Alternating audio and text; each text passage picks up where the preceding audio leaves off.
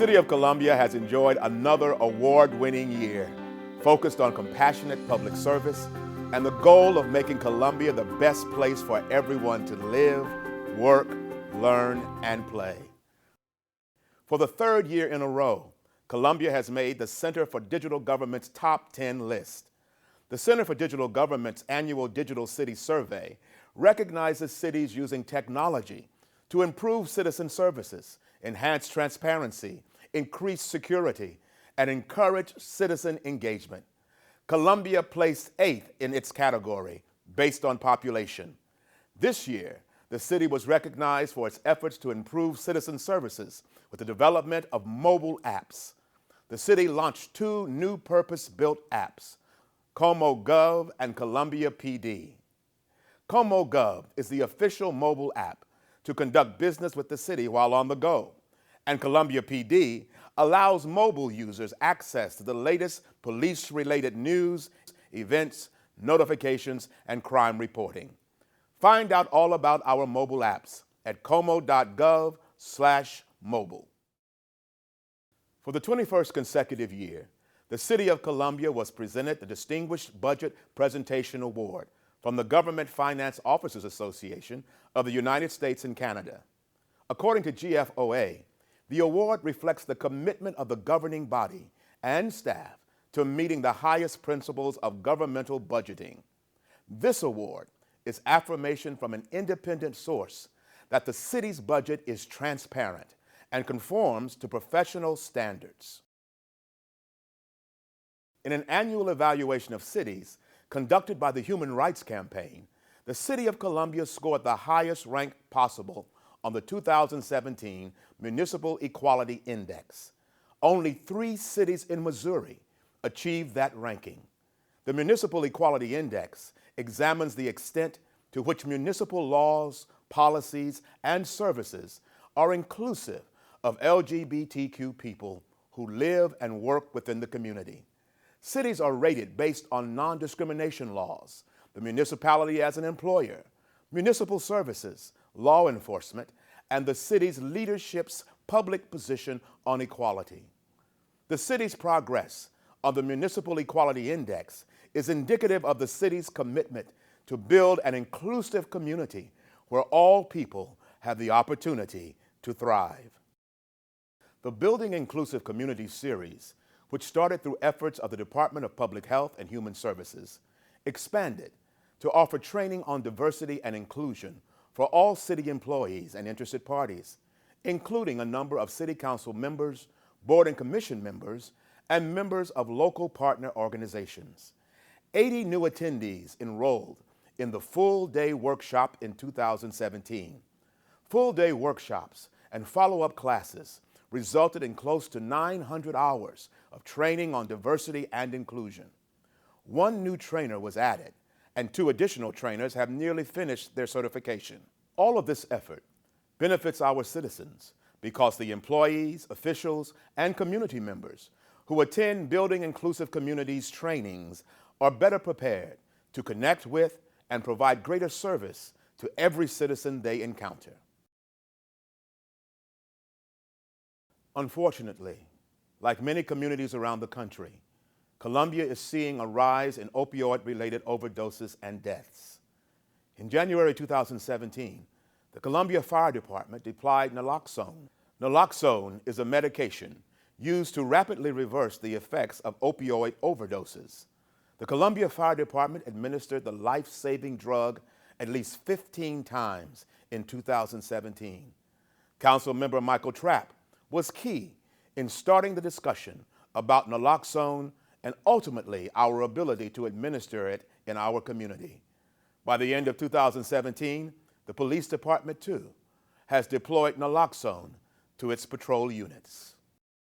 The city manager's office is leading the effort to implement a 3-year Vision Zero action plan. Vision Zero is a strategy to eliminate all traffic fatalities and severe injuries.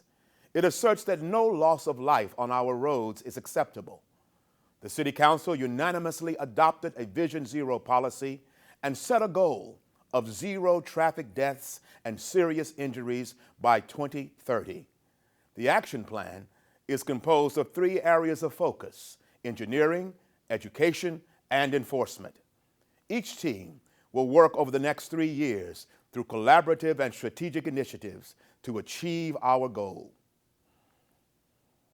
With the completion of the Providence Road project this fall, Columbia's Public Works Department completed the last of 14 projects funded by the voter-approved 2015 quarter-cent capital improvement sales tax. The tax, which extends through the year 2025, is used to fund high-cost infrastructure improvement projects, as well as smaller annual improvement projects such as sidewalks, traffic safety, and landscaping. The Columbia Terminal Railroad received an $80,000 grant from the Missouri Department of Transportation Freight Enhancement Program. The grant allowed COTE to purchase an automotive loading ramp to accommodate the transportation needs of local vendors. An automotive rail car holds up to 50% more vehicles than a truck auto carrier. Greater capacity means more efficient shipping, reduced cost, and reduced carbon emissions. Rail delivery of raw product and goods into Columbia is a critical metric in the industry's success and growth in Columbia and surrounding areas. Aurora Organic Dairy announced it has selected the Sutter Industrial Site in Columbia for a $106 million fluid milk processing facility that will create 100 jobs during the initial phase. A second phase expansion is anticipated to take place during the first 3 years of the facility's operation and will bring an additional $50 million investment and create 50 additional jobs. Ready staff facilitated the project from proposal through site visits and selection, as well as the Chapter 100 revenue bonds incentive process. Central Neighborhood Community Outreach Unit Officer Justin Anthony and his basketball team of 9th and 10th graders scored big this year. Most of the boys had never played organized ball, but after just a month of regular practice, they went undefeated. Anthony met some of the boys while patrolling Douglas Park and started shooting hoops with them. He built trust as a coach and mentor. He arranged transportation, tutoring when needed, found jobs for some of the boys through the city's CARE program, built their confidence, and showed them that people cared about them. Since the COU was established, officers, citizens, and local partners in 3 strategic neighborhoods have achieved higher trust, lower crime rates, and greater neighborhood empowerment. The Parks and Recreation Department recognizes that cities with an active and dynamic cultural scene are more attractive to individuals and businesses.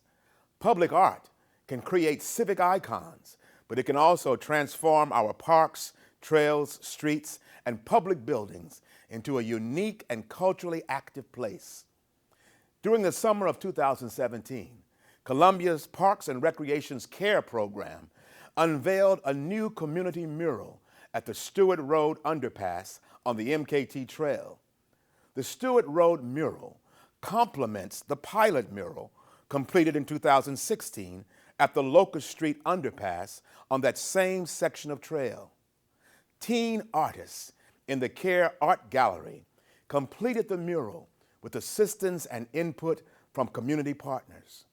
About 80 people joined in painting the mural. The mural's thematic slogan is an adaptation of a James Baldwin quote.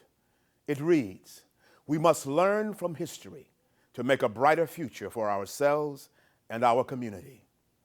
In addition, a second mural was completed in the summer of 2017 at downtown Optimus Park. This project, led by Jabberwocky Studios, gathered community input and inspiration to reflect that neighborhood's unique culture. The Office of Cultural Affairs funded a record number of local nonprofit arts and cultural organizations in 2017. Through the office's annual funding program, 29 organizations applied and will receive funds for projects in the community. City funding helps support a wide variety of cultural experiences, gallery exhibits, concert seasons, theater productions, education and community outreach programs, and annual festivals. OCA's funding program strives to nurture new and established arts organizations and bring a greater appreciation of all forms of art to Columbia.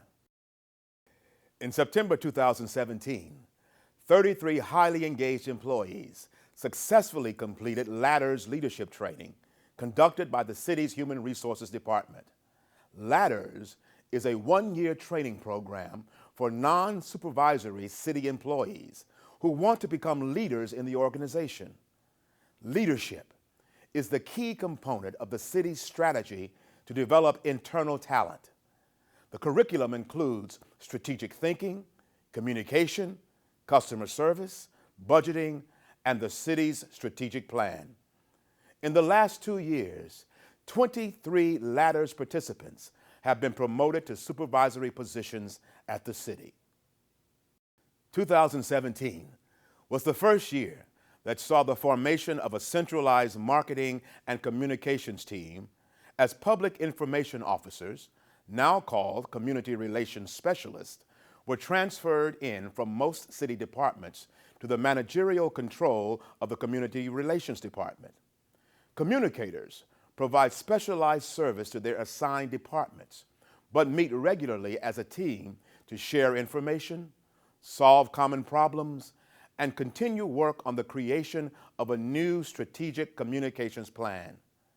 The City Channel added closed captioning to its live meeting broadcast and received 2 Telly Awards for video productions on the topics of municipal courthouse weddings and combating homelessness.